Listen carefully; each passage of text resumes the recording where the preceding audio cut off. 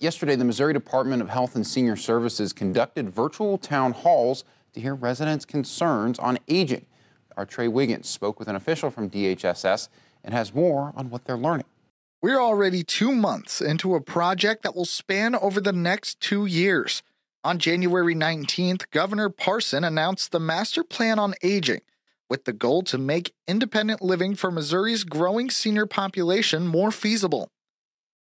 The first step is learning what Missouri communities need in order to live independently. Previously, the Department of Health and Senior Services told us they're learning that Missourians want to see additional public transportation options, especially in more rural communities, sustainable housing that folks can grow old in, additional services focused on the aging process, more education on the art of caregiving for loved ones or as a medical practice, and more information on long-term services and support offered by the state or by local agencies.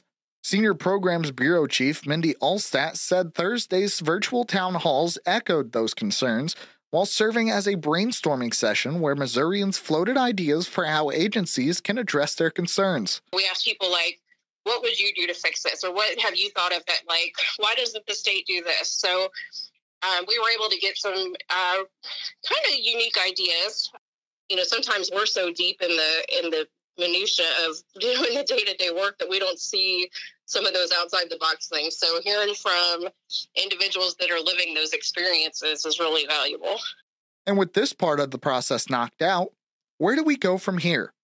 So we're going to take all of the feedback from the town halls, both the virtual and in person, and then we're getting ready to kick off a statewide needs assessment survey in May. So that's going to be another opportunity for Missourians to give feedback on specific areas.